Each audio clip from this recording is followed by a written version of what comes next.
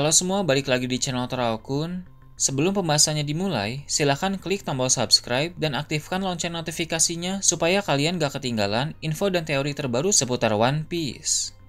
Buat kalian yang mau informasi tambahan soal SBS atau databook, kalian bisa follow Instagram Toraokun. Di sana admin akan memposting soal SBS, databook, dan berbagai teori singkat. Sekarang lanjut ke pembahasan. Dalam wawancara dengan editor One Piece bernama Anayama beberapa hari yang lalu, dia mengatakan sesuatu yang sangat menarik. Menurut sang editor, walau Arc Egghead telah memiliki banyak semangat karena siaran Vegapunk dan lain sebagainya, tapi masih akan ada hal lebih besar lagi yang akan terjadi dalam arc tersebut. Itu berarti puncak atau bagian akhir dari Arc Egghead akan menampilkan sesuatu yang jauh menghebohkan dari yang sudah ada sejauh ini. Arc Egghead sepertinya tinggal beberapa bulan lagi, tapi dalam beberapa bulan tersebut akan padat berisi dengan informasi yang sangat menarik. Pertama, cerita atau kilas balik dari Emmet sang robot kuno. Seperti yang kita tahu, robot kuno sudah mulai beraksi. Selain menampilkan kekuatan yang dimiliki oleh sang robot, akan diperlihatkan pula cerita masa lalu dari sang robot tersebut. Ini akan menjadi suatu kisah yang menarik, karena telah dikonfirmasi bahwa robot kuno sudah ada sejak abad kekosongan. Dia juga mengenal Joy Boy secara pribadi, sehingga dia pasti memiliki banyak informasi penting tentang kebenaran sejarah yang hilang. Maka dari itu, cerita masa lalu dari robot kuno akan menjadi sangat menarik dan memberi kita informasi-informasi yang baru. Dulu, cerita tentang petualangan Roger ditampilkan ketika kisah kilas balik Oden. Nah, cerita tentang Joy Boy pada masa lalu pun akan ditampilkan pada kisah kilas balik Emmet. Kedua, akan ditampilkan peristiwa besar yang terjadi di dunia luar. Bila kita ingat kembali, selama Arc Egghead berjalan, ada saat-saat di mana fokus cerita beralih keluar pulau Egghead dan memperlihatkan berbagai hal menarik dalam 1-3 chapter. Kita telah melihat kembalinya Sabo ke kerajaan Kamabaka karena ternyata tidak terkena ledakan di kerajaan Lulusia. Bahkan ada pula kilas balik saat direferi dalam cerita dari Sabo itu. Lalu ketika Arc Egghead sedang berjalan pun ada momen di mana fokus cerita mengarah ke pertarungan-pertarungan menarik seperti pertempuran antara bajak laut Hati melawan bajak laut Kurohige di Pulau Winner, pertarungan Shanks melawan bajak laut Kid di Pulau Elbaf, dan aksi Garp di Pulau Beehive. Semua peristiwa itu diperlihatkan di sela-sela Arc Egghead. Maka tak mengherankan bila sebelum Arc Egghead berakhir nanti pun masih akan ada peristiwa penting lagi di dunia luar yang akan dimunculkan kembali. Peristiwa-peristiwa itu berkaitan dengan pasukan revolusi dan sisa-sisa kru bajak laut Roger. Untuk pasukan revolusi, mereka memang akan sering mendapat sorotan dalam saga terakhir ini. Dragon dan kawan-kawan akan memainkan peran yang sangat penting. Mungkin yang akan diperlihatkan nanti adalah dimulainya bentrokan antara pasukan revolusi melawan kesatria suci. Beberapa chapter lalu, dalam pertempuran bajak laut Akagami melawan bajak laut Kid, kita melihat aksi Momokao Shanks yang memakai teknik Kamushari. Dan dalam serangan Garp ke Pulau Beehive, kita melihat betapa kuatnya serangan galaksi Impact. Nah, dalam bentrokan antara pasukan revolusi melawan kesatria suci nanti, kita akan melihat salah satu jurus terkuat Drago. Sedangkan untuk para sisa kru bajak laut Roger, mereka pun berpotensi untuk mendapat sorotan. Sebab mereka mungkin sedang berencana untuk berkumpul kembali karena mereka harus menyambut sang Joy Boy yang baru. Dalam kilas balik Kozuki Oden, para kru Roger sempat membicarakan tentang kedatangan sang Joy Boy yang baru pada masa depan, sehingga tak aneh bila mereka akan beraksi kembali karena sang Joy Boy itu sudah muncul. Seperti yang kita tahu, Luffy lah sang Joy Boy yang baru itu. Perubahan dalam mode Nika menjadi penegasan akan hal tersebut yang membuat orang-orang yang menantikannya menjadi sadar ketika melihat foto Luffy di poster buronan terbarunya.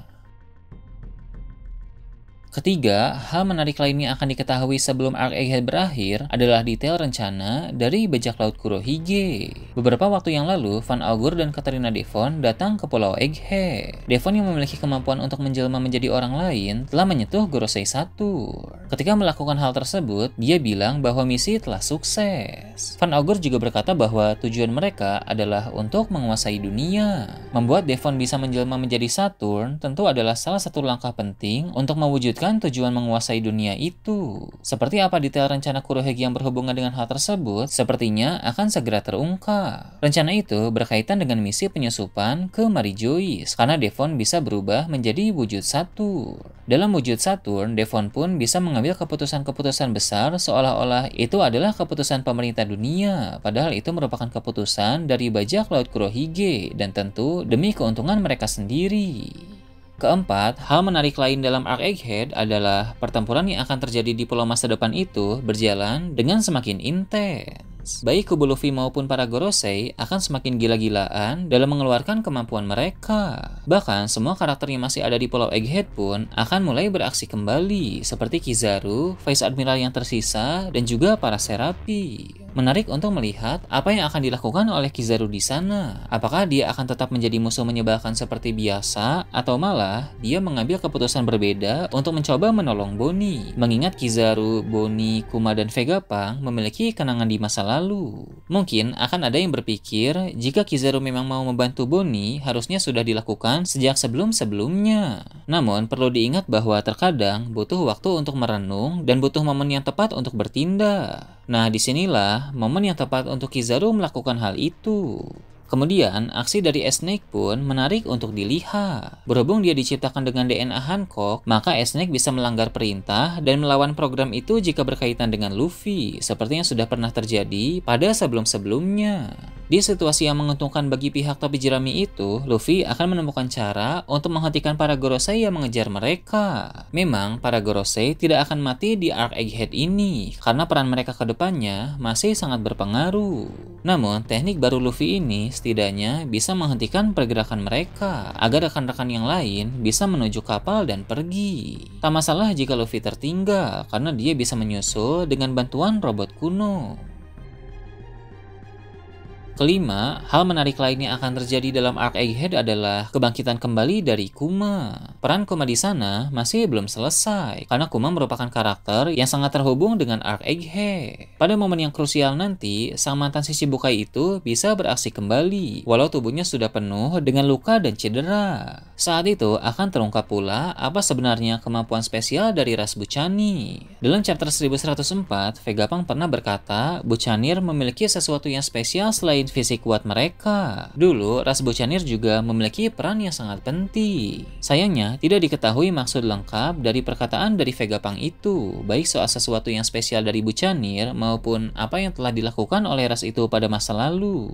Misteri inilah yang akan terjawab sebelum Arc Egghead berakhir. Sepertinya, kemampuan spesial dari ras Buchanir adalah tubuh mereka mampu untuk terus bangkit melampaui batasan demi melindungi seseorang yang penting bagi mereka. Dengan kemampuan ini, mungkin pada masa lalu, ras Buchanir merupakan pasukan pertahanan khusus yang ada di kerajaan kuno. Itulah mengapa ras Buchanir terus diburu oleh pemerintah dunia karena dianggap melakukan dosa besar pada masa lalu. Keenam, Im Sama pun akan disorot dan mulai melakukan sesuatu. Selagi Gorosei sibuk di Pulau Egghead, Im Sama tidak akan tinggal diam saja bila ada hal yang mendesak. Sang pemimpin tertinggi pemerintah dunia itu akan melakukan sesuatu dan semoga saja wajah Im Sama bisa segera terungkap. Sudah cukup lama Eiichiro Oda menyembunyikan wujud asli dari sang musuh terbesar itu. Mengingat cerita telah berada dalam saga terakhir, rasanya semakin dekat waktu di mana wajah Im Sama diperlihatkan secara jelas. Terakhir, akan ada momen di mana wujud Uranus akan ditampilkan. Seperti yang kita tahu, Uranus telah dibangkitkan kembali dengan Mother Flame, sehingga beberapa waktu yang lalu, Im Sama bisa menghancurkan kerajaan Lulusia menggunakan senjata kuno itu. Dalam Arc Egghead ini, akan ada momen di mana Uranus yang disimpan di Mary Joyce akan diperlihatkan secara jelas. Skenarionya mungkin akan seperti ini. Para Gorosei di Pulau Egghead kembali mengingat satu sama lain bahwa mereka harus berhati-hati dan menjaga laboratorium Mother Flame, karena Mother Flame sangat penting untuk bahan bakar senjata kuno. Ketika mereka membicarakan itu, akan ada panel atau bahkan satu halaman penuh yang menampilkan Uranus yang berada di Mary Joyce. Itulah beberapa hal besar menarik yang akan terjadi sebelum Arc Egghead berakhir. Pada puncaknya, peristiwa di akhir Arc Egghead akan menjadi yang paling besar dan melampaui itu semua. Editor pasti tidak melebih-lebihkan perkataan dalam wawancaranya. Peristiwa besar apa yang dia maksud berkaitan dengan babak akhir pertempuran pihak Luffy melawan Gorosei di Pulau Egghead dan bagaimana cara Luffy dan kawan-kawan bisa pergi dari sana. Peristiwa itu akan diketahui dunia dan menimbulkan kegemparan besar. Nah, itu tadi berbagai hal menarik pada chapter 1120.